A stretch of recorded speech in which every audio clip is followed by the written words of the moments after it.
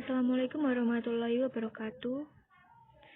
Pada kesempatan kali ini, saya akan membahas tentang Maluku Angkat Senjata. Baiklah, langsung saja kita mulai. Yang pertama, perlawanan rakyat Maluku. Dalam perlawanan rakyat Maluku, terdapat perjanjian Saragossa yang dibuat pada tanggal 22 April 1529. Perjanjian ini ditandatangani oleh kedua kepala pemerintahan, yaitu Raja John III dan Kaisar Charles V.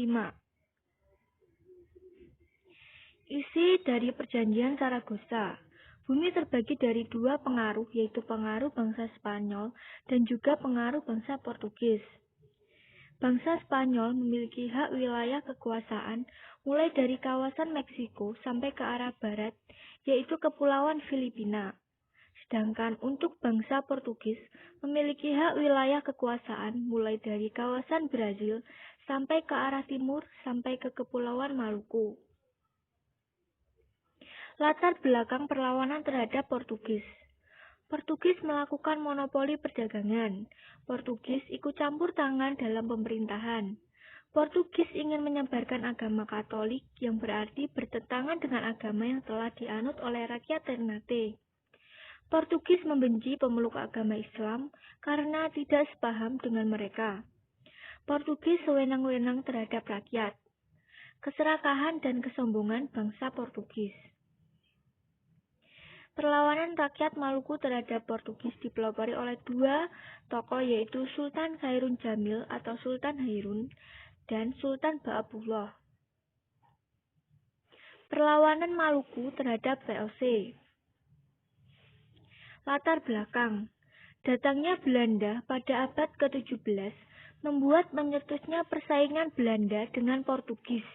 Pada tahun 1605, Belanda dapat menjatuhkan dominasi Portugis dan menduduki benteng Portugis di Ambon dan melakukan pengusiran Portugis dari Maluku. Kemudian, merasa saingannya sudah tidak ada, Belanda membuat kesewenang-wenangan di Maluku.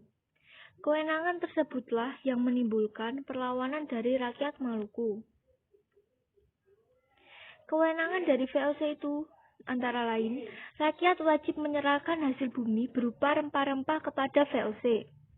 Diterapkannya hak ekstirpasi oleh Belanda, yaitu hak untuk menebang tanaman rempah-rempah agar harga tetap terjaga, dan ketika harga rempah-rempah di pasaran meningkat, maka secara serentak diwajibkan menanam rempah-rempah.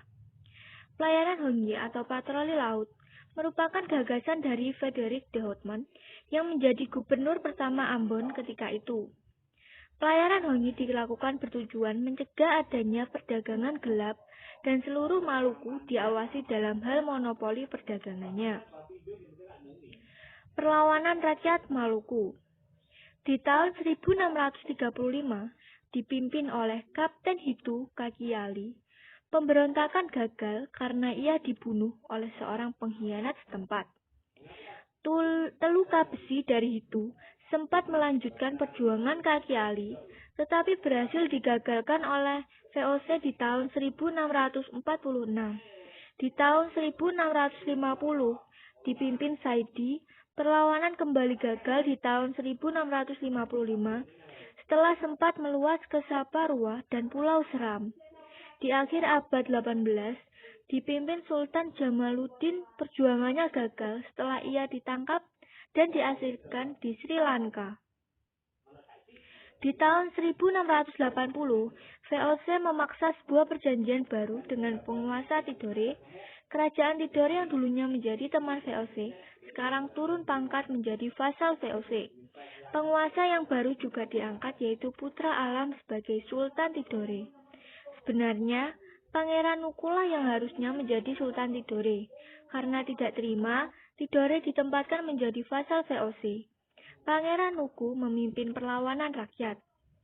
Sebagai bentuk perlawanan, Nuku Muhammad Amiruddin pun menggalang kekuatan untuk melawan Kompeni Belanda. Ia membangun armada kora-kora di daerah sekitar Pulau Seram dan Irian Jaya dengan mendirikan basis pertahanan di Seram Timur pada tahun 1781. Mereka membangun benteng-benteng di pesisir pantai, menyebar ranjau di lautan, dan memasang meriam tempur. Untuk menghadapi Belanda, Sultan Nuku meniru siasat Divide et Imper yang sering digunakan oleh Belanda. Sultan Nuku menghasut orang-orang Inggris agar mengusir orang-orang Belanda yang setelah berhasil segera digempurnya. Pasukan Nuku semakin kuat setelah mendapat berbagai perlengkapan perang dari Inggris dan memenangkan banyak pertempuran melawan Belanda. Setahun kemudian, mereka mampu merebut Tidore dan membuat Sultan Kamaluddin melarikan diri ke Ternate. Sepeninggal Sultan Kamaluddin, rakyat Tidore secara bulat menunjuk Nuku Muhammad Amiruddin menjadi Sultan Tidore. Sultan Nuku terus menggempur kekuatan Belanda di Ternate hingga tahun 1801. Ternate dapat dibebaskan dari cengkraman Belanda. Ia meninggal dalam usia 67 tahun pada tahun 1805. Perlawanan Pattimura.